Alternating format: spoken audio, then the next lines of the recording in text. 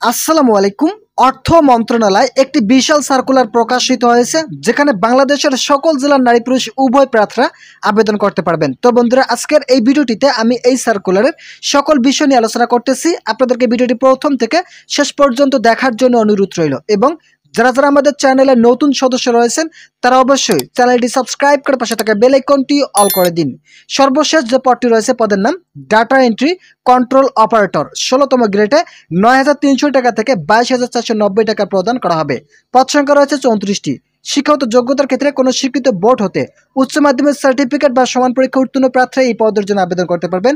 অবশ্যই আপনাদেরকে এই পদে আবেদন করতে হলে কম্পিউটার মুদ্রাক্ষরে প্রতি মিনিটে বাংলায় ২০ শব্দ এবং ইংরেজিতে ২০ শব্দের গতিসহ স্ট্যান্ডার্ড অ্যাপটিটিউড টেস্ট উত্তীর্ণ হতে হবে।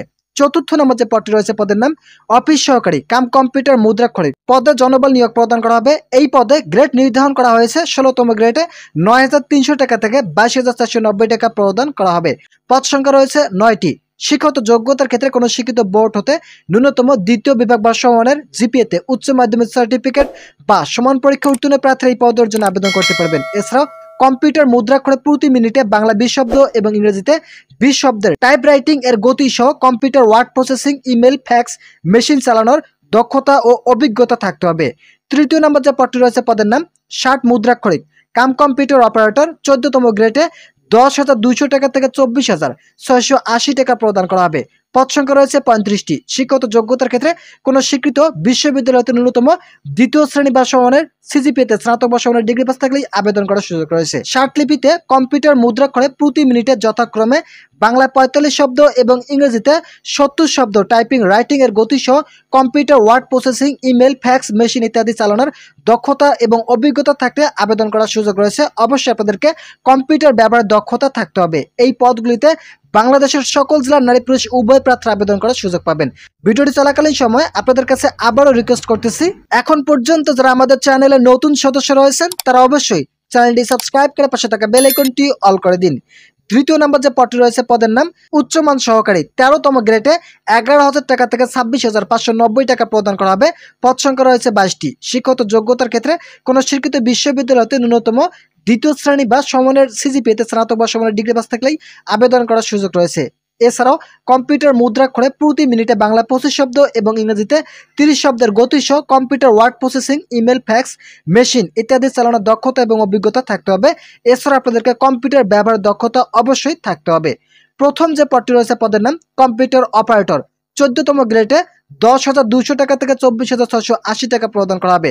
পদ সংখ্যা রয়েছে ১৪টি। শিক্ষাগত যোগ্যতার ক্ষেত্রে কোনো স্বীকৃত বিশ্ববিদ্যালয়তে বিজ্ঞান বিভাগে স্নাতক বা সমানের ডিগ্রি পাস থাকলেই আবেদন করার সুযোগ রয়েছে। কম্পিউটার মুদ্রাক্ষরে প্রতি মিনিটে বাংলায় ২৫ শব্দ এবং ইংরেজিতে ৩০ শব্দের গতি সহ সংশ্লিষ্ট বিষয়ে স্ট্যান্ডার্ড অ্যাপটিটিউড টেস্ট উত্তীর্ণ হতে হবে।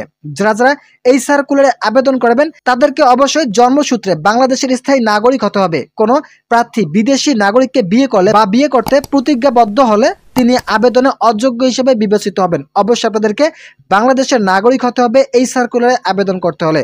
সকল পদের জন্য ২০ ফেব্রুয়ারি ২০২৫ তারিখের মধ্যে যাদের বয়স সর্বনিম্ন ১৮ এবং সর্বোচ্চ ৩২ বছর রয়েছে তারা এই পদের জন্য আবেদন করতে পারবেন। এছাড়াও ২, ৩ এবং ৪ নং পদের ক্ষেত্রে এখানে দেখতে পারতেছেন ৪, ৩ এবং ২ নং এই তিনটি পদের জন্য যারা আবেদন করবেন, মূলত বিভাগীয় প্রার্থীদের ক্ষেত্রে এই তিনটি পদে ৪০ বছর পর্যন্ত আবেদন করার সুযোগ রয়েছে। যারা আবেদন করবেন তাদেরকে অবশ্যই এখানে যে লিঙ্কটি দেখতে পারতেছেন এই লিঙ্কের মাধ্যমেই আবেদনটি সম্পন্ন করতে হবে।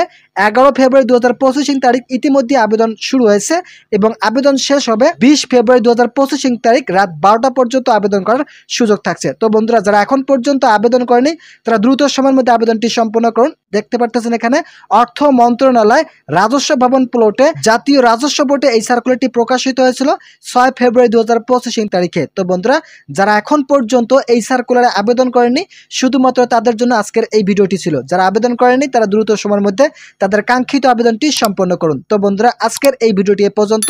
আশা করি এই ভিডিওটি থেকে অনেক উপকার পেয়েছেন। যদি উপকার পেয়ে থাকেন তাহলে অবশ্যই চ্যানেলটি সাবস্ক্রাইব করে পাশে থাকা বেল আইকনটি অল করে দিন।